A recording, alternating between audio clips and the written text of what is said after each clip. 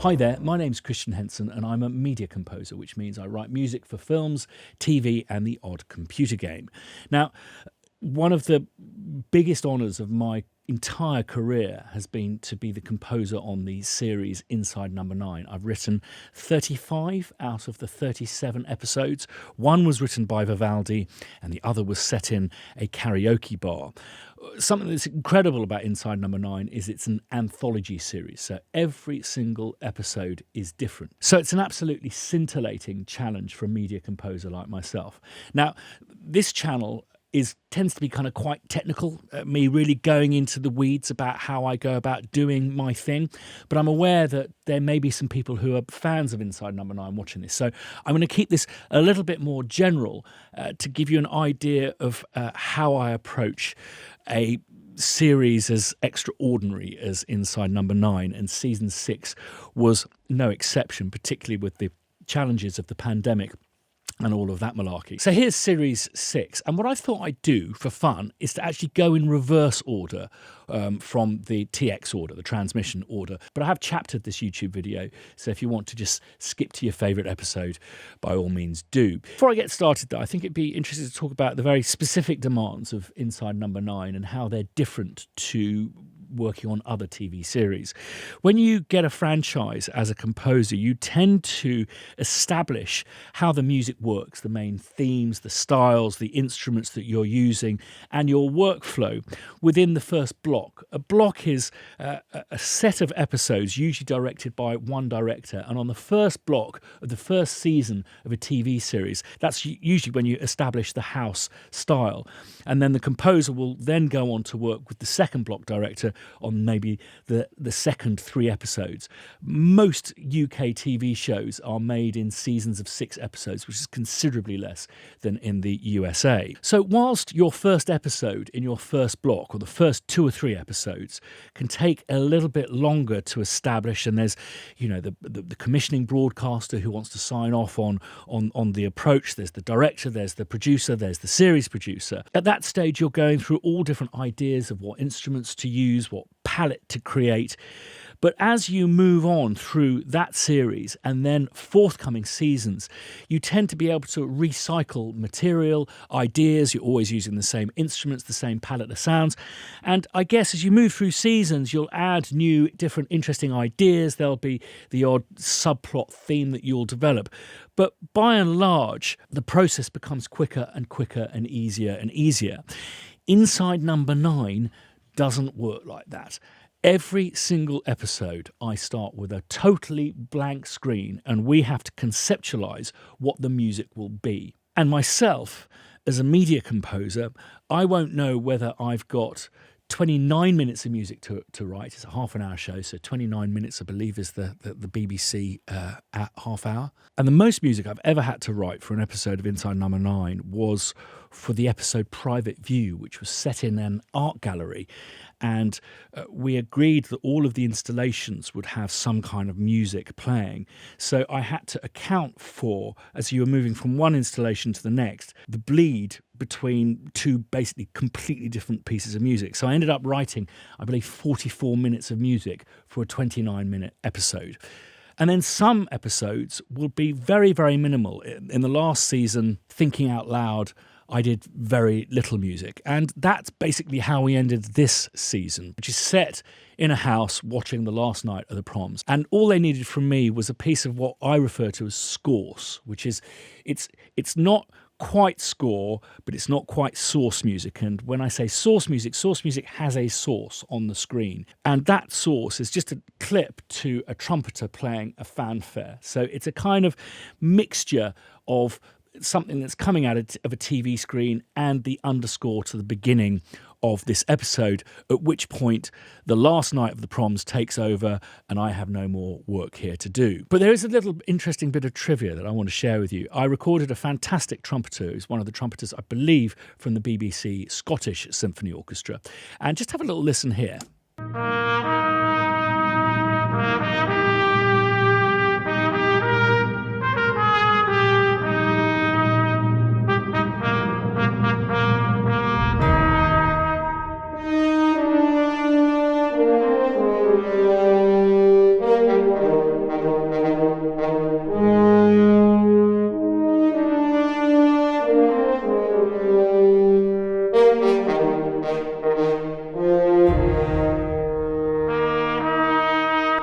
For the keen-eared of you, you will hear that there's a bit of a tuning difference between the real live trumpets and these totally sampled symphonic brass, which I just play off a keyboard.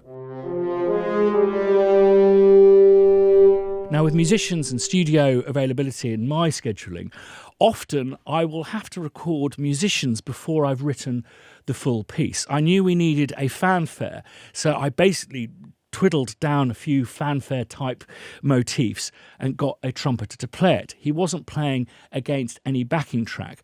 But the reason for the tuning is not because he was just playing absolutely kind of a cappella, if you will, but because the BBC Scottish Symphony Orchestra has a different middle C to the BBC Symphony Orchestra that does The Last Night of the Proms. So what I had to do on this one, you'll see, it's a program called Melodyne which tunes. You'll see that all of his notes are absolutely consistently slightly north of where they should be. That's because the middle C for the BBC Scottish Symphony Orchestra is 441 Hertz and the BBC Symphony Orchestra is 440 Hertz. So all I had to do is simply correct. And you can see the minute I go like this, it just all goes down and then...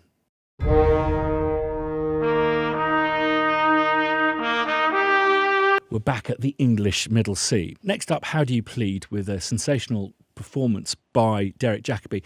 Now, I'm not going to be able to show you any of the pictures because I don't have permission to use them, so I'll blur out the screen, but spoiler alert, I may kind of describe some of the scenes, which if you haven't seen them yet, do go and watch them before watching this. We don't have many house rules, in my mind, with Inside No9, but kind of philosophy that we've developed over the various different seasons is that of it being not descriptive music, but narrative music. And I do feel that scores tend to fall in one camp or the other. Film scores traditionally came from the silent era where the music had to kind of describe what the dialogue was doing. So a lot of action movies, you'll find the music is descriptive. It's describing exactly what's going on screen. But I think the narrative style was created by a composer called Bernard Herrmann, who I've spoken to his estate. They describe his career as his first film was Citizen Kane, his last film was Taxi Driver, and he did a few Hitchcocks in between. Now, he was a radio composer, very much of the European tradition, and developed with Orson Welles this style of music which actually explains what you can't see, what people are thinking, the world they're in, not the world around them. And I think scores can flip between the two, but by and large, I've adopted this narrative form with Inside No9. I'd say the one exception to that is the episode Once Removed, which actually goes backwards. We thought that we should also make the score go backwards. So we did one pass of it where the first scene was really climactic and gradually it got kind of more and more mysterious. And whilst the film did go backwards, the narrative had to go forwards. So the music became highly descriptive about just what is going on, what you can see in the kind of context of the journey that the viewer was on. Now, this episode starts descriptive and then goes into the world and the minds of the people in that world. And that is something a little bit ominous, something mournful, and something where there is pain from the past. So I wanted something atmospheric, reverberant of this anguish created in the past. It features the amazing Greg Lawson on violin, and the instruction to him at first was to play something slightly parochial sounding and then to go into something more gothic.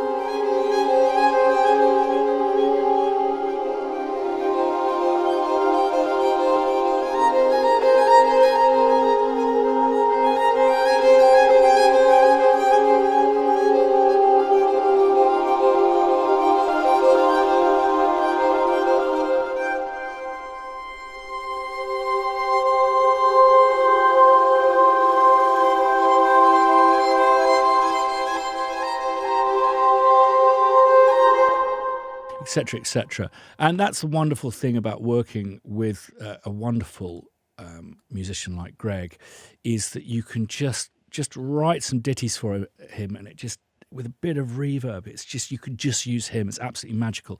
But the idea for me in Derek's story is that he's haunted by this crime that he committed many, many years ago when he was a child. So I wanted to kind of hint at boys' choirs, but also these echoes of the past. Just wisps, fleeting memories.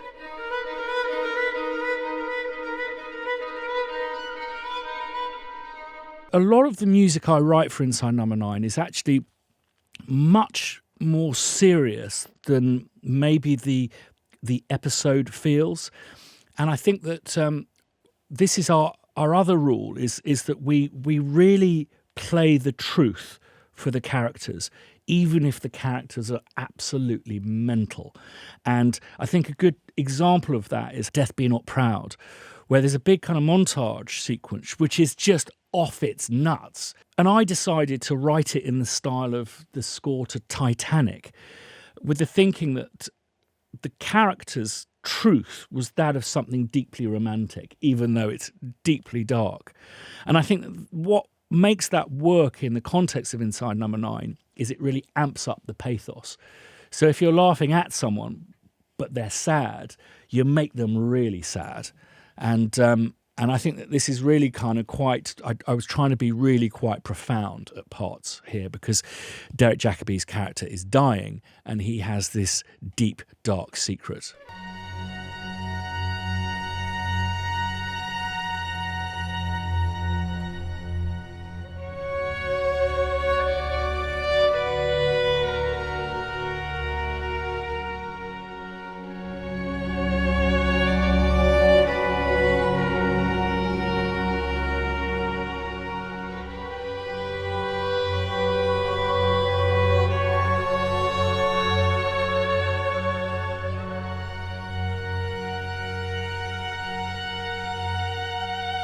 Amazing what you can achieve these days. These are all sampled instruments. So these strings, like the orchestral stuff, is all just played in. So the only live component is Greg on the violin. We have very, very low budgets on Inside No9, so we have to be kind of quite pragmatic with our use of resources. So what was also convenient about the use of the choir to haunt Derek Jacobi's character is because, well, the devil turns up at the end. Well, of course he does. It's Inside No9.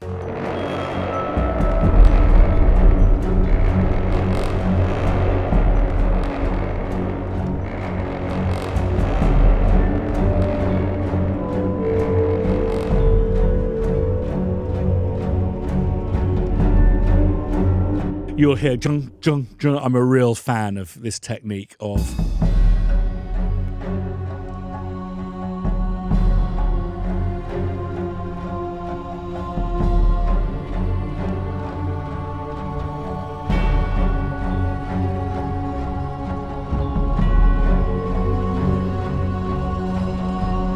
I think this was a bit of a bun fight in the dub. The dub is when they mix the sound effects, the dialogue and the music together, and there's lots of talking going on here, and Reese and Steve really wanted the music to kind of motor along.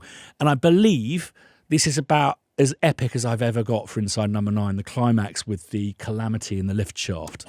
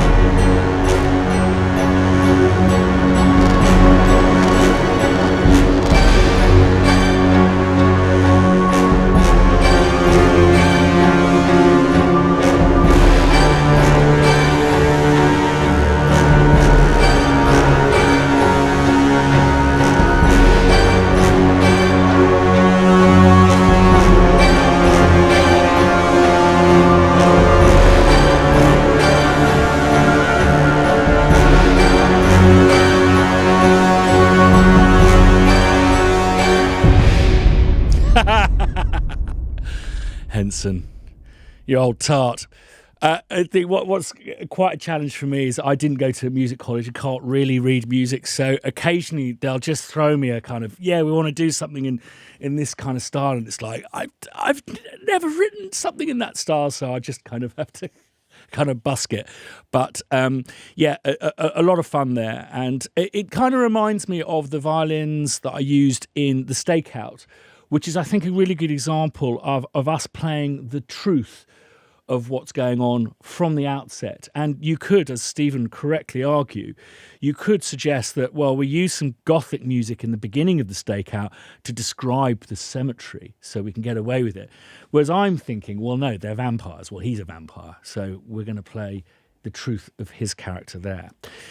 I want to also just take you through the process a little bit and what I'm given to work to. So let's have a look at Hurry Up and Wait. So the edit, as it's referred to, becomes the epicenter of post-production. So once stuff is filmed, it goes to be picture edited.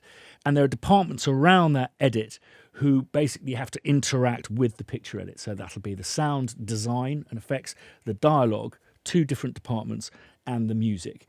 And what we're provided by the edit is usually a locked picture. Sometimes we'll work to a fine cut, which would be everything's kind of in the right place, but stuff will move around and you have to move it. Now, we don't usually have the luxury of time on Inside No9, so the process is quite traditional and linear. So usually it's a totally locked edit. And you'll see here what I have is you can see all of the kind of the frames of the movie up there, and I've got the dialogue. No, it's not. And then I've got some effects. These will just be the picture editor. We'll put some temporary effects in. This will help sell the episode to the commissioners, just to give a sense of this. There'd be some noise of outdoor stuff here. What else do we have? A massive turd going into a loo, and then also some temp music. Now, I won't play this because chances are it won't be mine, but often they will temp it to some previous scores that I've done for Inside No9. Then we go through a process of what's called spotting it. So I'll usually try and watch the episode first, particularly with Inside No9, because there's always a twist. And as I mentioned with The Stakeout, it's so easy to watch the episode with the director and get a totally wrong steer on what the music should be. So if I'd watched The Stakeout with the director, I'd probably suggest, okay, well, it's a police procedural, so we'll do some procedural music here. This is something where we can put a bit of emotional stuff in, this, that, and the other. Go, oh, no, it's a vampire film. So actually we need to go back. So it's very important to watch the episode before going into the spotting section. The spotting section is literally spotting where you would like what's called music cues. Now, a cue can be over one scene, over several scenes, or there can be several cues in one scene. It could be a sting, or it could be like an 18-minute action sequence. And you'll see here, if you look at all of the temp music, there's actually very little spotted. It's just more towards the end of the episode. You'll see that I have then created a little bit more music than is suggested by the temp there. But then these little dots mean this is muted off.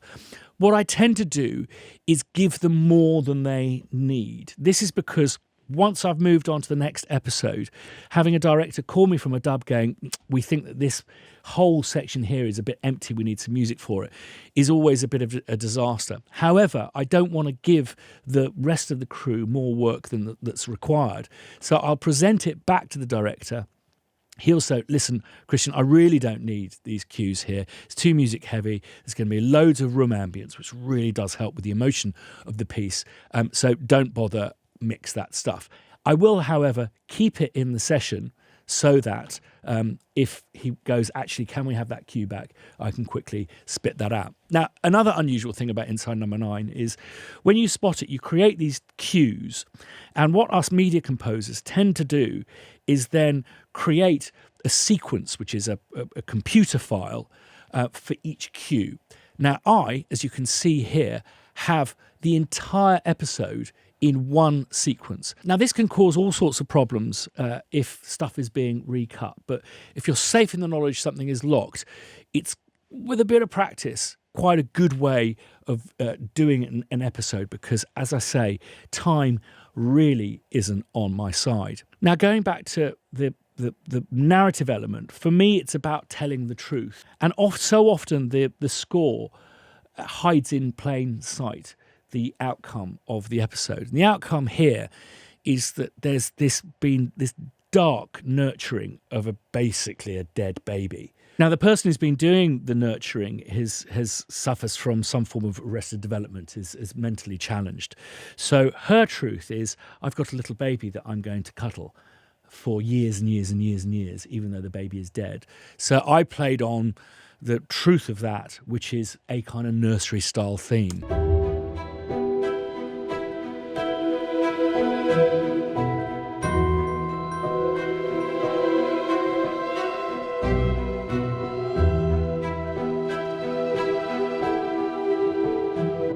And you'll hear that at the very beginning of the episode,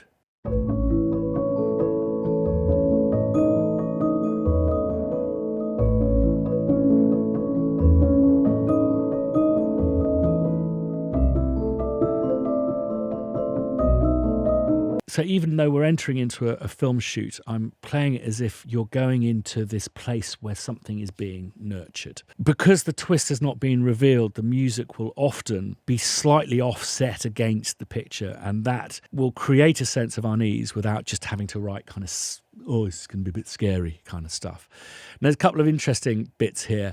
There's a walk down a corridor into a room where someone is singing with a child's toy, and whilst Reese and Steve love to play trope, they also don't like to overplay cliche. So they strictly said, we don't want a Celeste here. We want this to be really difficult and uneasy for the viewer. So what I did is I hyped the sound of this broken toy, and then as he moves into the room, I bring it into the room. So he's walking down the corridor.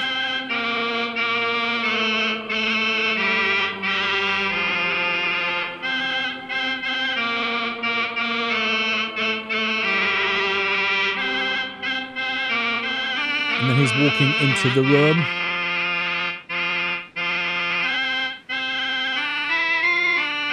And then I'm going to make the batteries run out in a sec.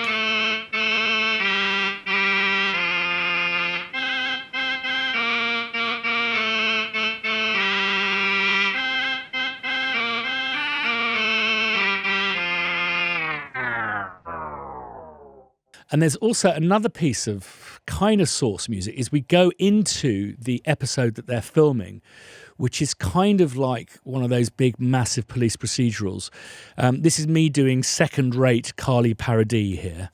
And no offence to Carly, it's me doing second-rate Carly, definitely second-rate.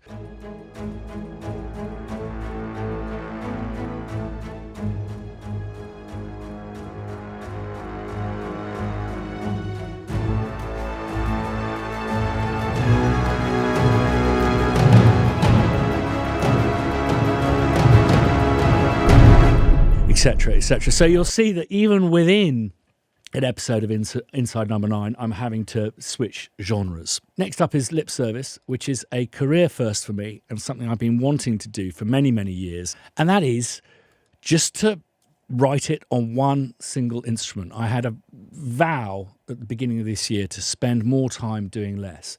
Spend more time working and constructing beautiful themes and worrying less about loads and loads of layers. This episode is, Steve's character is someone you're meant to sympathise with, but not necessarily empathise with, not understand. And he reminded me a little bit of Harry Cole from Coppola's best film, The Conversation.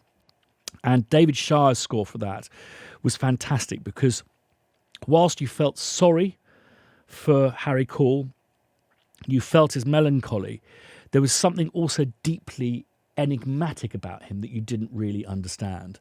So I wanted to create an homage to David Shire's score, and there's a degree of surveillance elements in this. Now, as I mentioned, I'm not really a particularly well-trained musician or indeed composer. I'm more used to this than this. But I decided in my idiocy to demo for approval the episode with a piano that I played from this keyboard here, so a fake piano.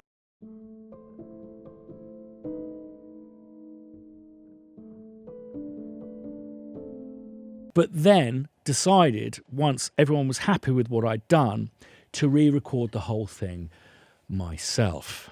You have never heard a grown man shout at himself as much as I did over those 2 hellish days. But I think it was worth the effort. So often when we're working to picture, we will use something called a click. But for this episode, I decided to work completely free. Again, grave error. I wanted this sense of natural human movement that we in the composing trade called rubato, which means robbing of tempo. So you'll hear.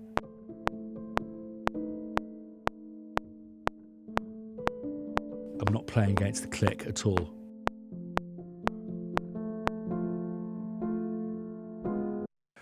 So I had to basically listen. You'll see that every little section I did separately, and I just had to really carefully listen to what I did and then quickly, whilst looking at the picture, play it in. But I think it does sound lovely.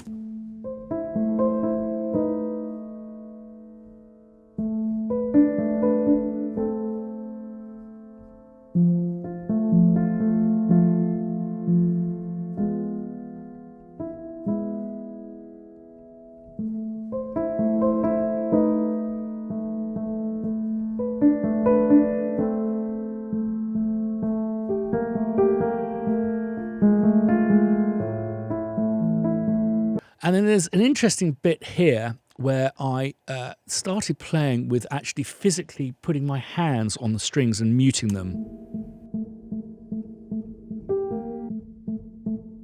So I double track the piano at this point.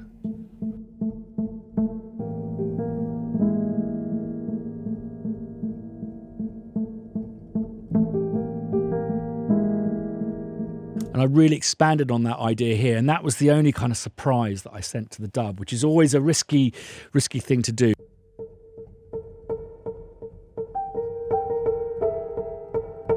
So I leant so heavily on the strings that I was muting that they started to bend in pitch as well, which I think is an interesting effect.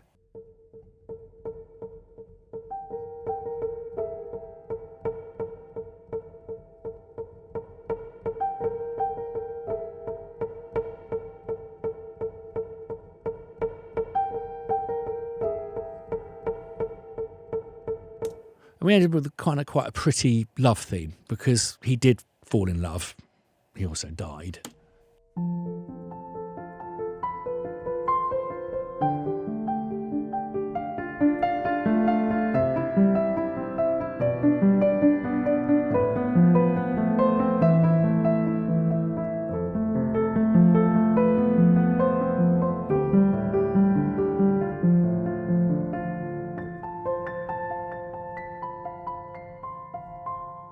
Simon Says is just a screenwriter in a flat who's been basically stalked in a fanny kind of way by some fans of his TV show.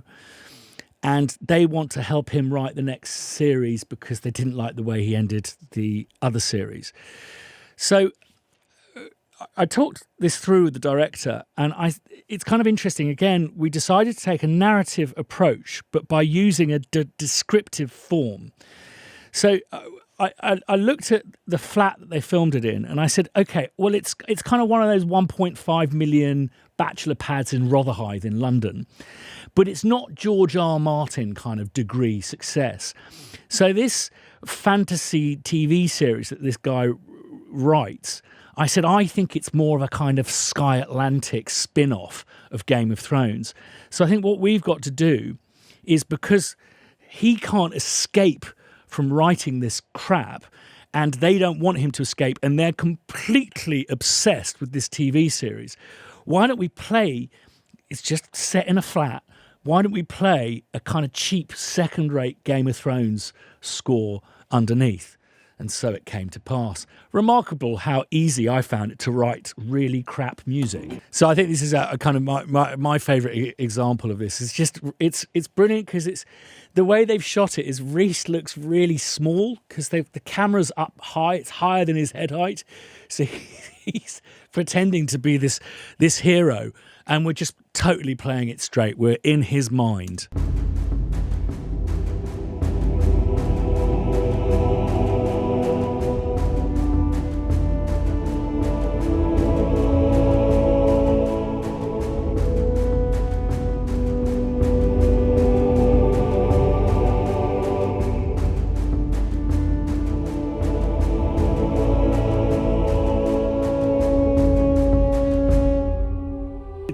Just not describing the scene at all. It's describing what's inside his head. And that's the bit I think that's most fun about writing music to picture. It's being able to state what is not seen.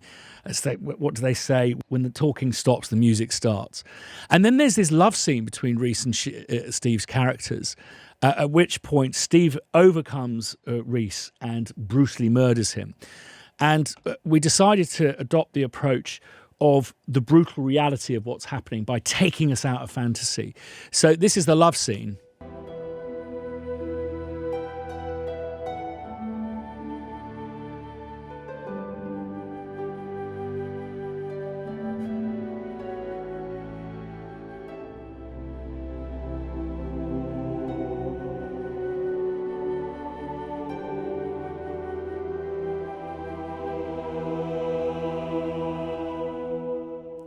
And he's now killing him. And the music's doing nothing. And that's what makes the scene so shocking. So you're bathing in this escapism of this fantasy music, and then suddenly the rug is pulled from underneath you. And it reminds me of that scene where, is it Anton Chigurh strangles that policeman to death in There Will Be Blood? And it's just like, it's unbearable. And what's interesting about the way they played this is it goes on longer than is comfortable, and it's the truth of the matter that it would take a while to suffocate a young man with a pillow. And that's what's so good about the collaboration with Reese and Steve and Adam Tandy and the director Guillaume on these episodes is it's really working out where music has a purpose, and to use the power of music and its absence to really shock and delight. Right. Last, but by no means least, I would say most actually, is Wuthering Heist, which is quite simply, the minute I saw it, I said to Guillaume, this is the hardest commission of my entire career, because it's just mental. Score through, start to finish. It's a Guy Ritchie movie done in the style of Italian commedia dell'arte, which I'd never heard of, which is basically where pantomime comes from, but it's even camper and crazier.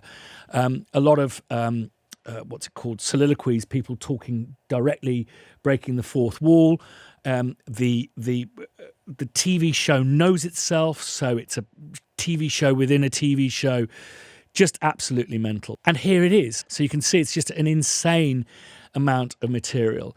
And this is the episode I used the most musicians I've used in any single episode on this season, which was a drummer, a percussionist and a bass player to give me some of my pure funk. This is me going back to my roots because I used to be a kind of a funketeer. So I mentioned earlier about using just one sequence for an entire episode. Now on something like this, it's really kind of quite a puzzle because you're really working against dialogue. There's loads of twists and turns, and there are lots of points they wanted me to hit. Now usually you would separate stuff off into cues that run at different speeds, but what I do is find a general speed. You can see it, the whole thing is at tempo of 105.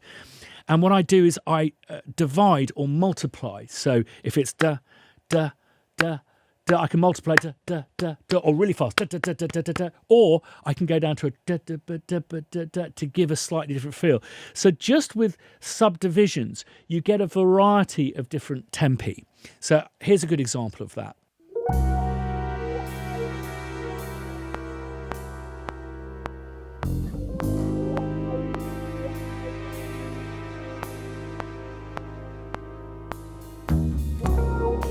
dun, dun, dun, dun, dun. So it's kind of that speed. And you'll see I'll switch to triplets here to make it feel slower. Dum, but,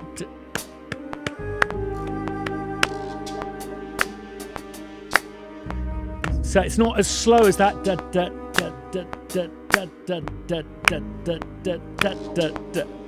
Another thing I wanted to touch on with this episode is just to give you a little insight into the revisions process. Now, I have a week to do these, so tend to spot on a Monday, mix and deliver on a Friday. Sometimes I'll buy a bit of weekend time, usually for dubbing on the Monday. So often they'll be dubbing one episode when we're spotting another. It tends not to be exactly 6 weeks for the entire season. It's more like 8 weeks. So there's days bought here and there. And Adam Tandy and myself, the series producer, are quite good at kind of being honest with each other and going, this is a tricky one. I think there might be a bit of back and forth. If you can buy me any time in the schedule and push this dub back, that would be awesome. And indeed, I think they did that on this. But I just want to show you the arrival of Pantalone, played by Joseph Patterson. And here, this is just played with just totally fake instruments that I've programmed in with my fingers.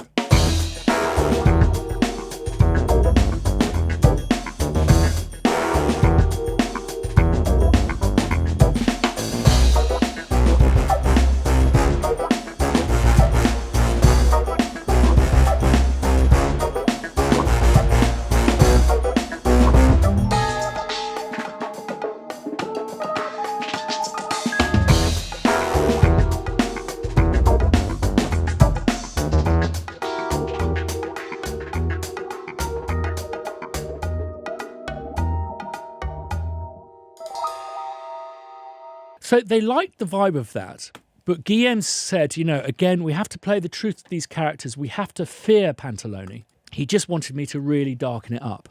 And this is how it came out with the live players who I recorded up here in Edinburgh.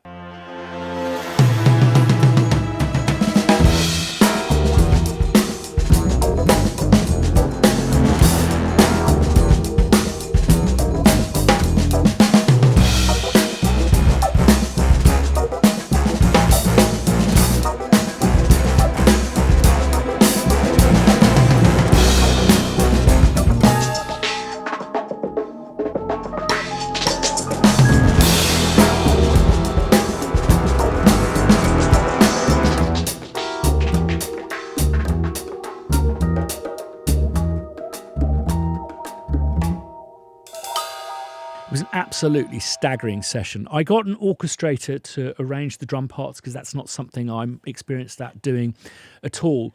So all of this episode was just sight read, so drummer sitting there reading the stuff. And I really wanted them to get into the groove and to find their own vibe. But I said, but you also have to hit all of the kind of the moments that I've scored. So it was a massively deep concentration session. And in total, we had 785 bars of music. So you'll see that things are done in little bits. And so I'd say, okay, so pick up from bar 5, 6, 8. But I realised that during lockdown, I'd lost a degree of my eyesight, which is why I wear these more often these days. And it was terrible because I couldn't actually read the bar numbers, which was a bit of a nightmare. So I kept on going to the engineer, what bar is this? And then we've got our kind of pantomime stuff. Just again, trying to play the truth.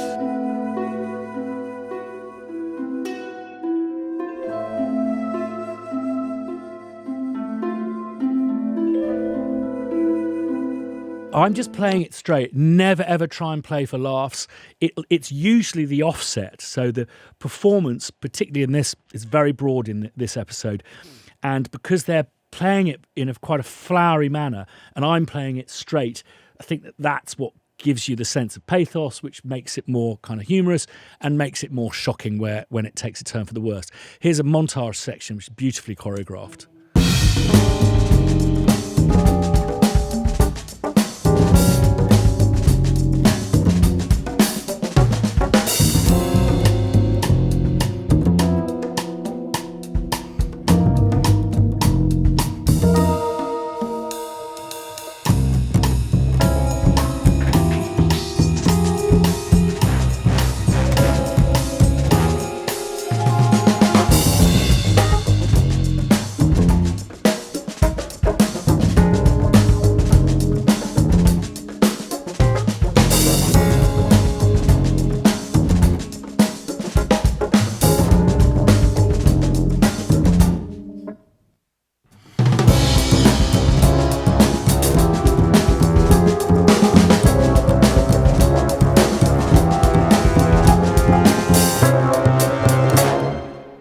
Boom.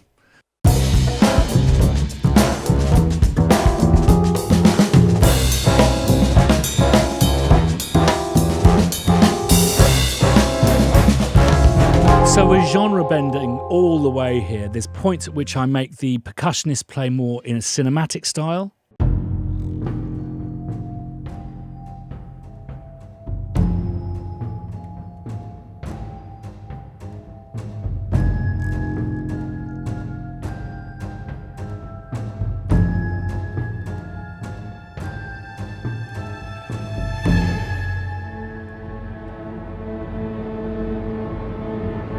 It's a very shocking moment, this.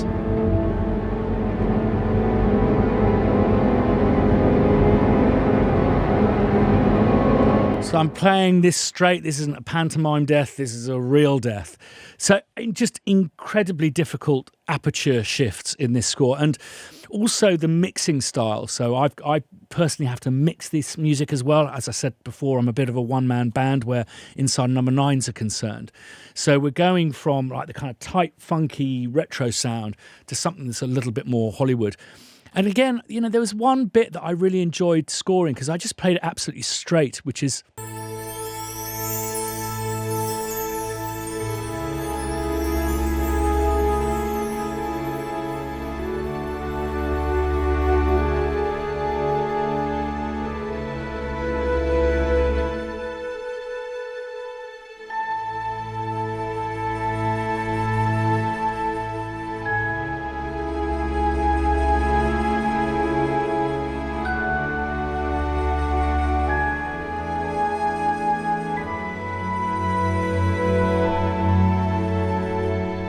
And this is all through, it's this, okay, so there's love lost element there, but the dialogue is them doing a whole series of puns about places that they've travelled to. So Jamaica, no, I didn't, she came of her own accord, that kind of stuff. And then we end up with a bit more of the jazz funk of my youth.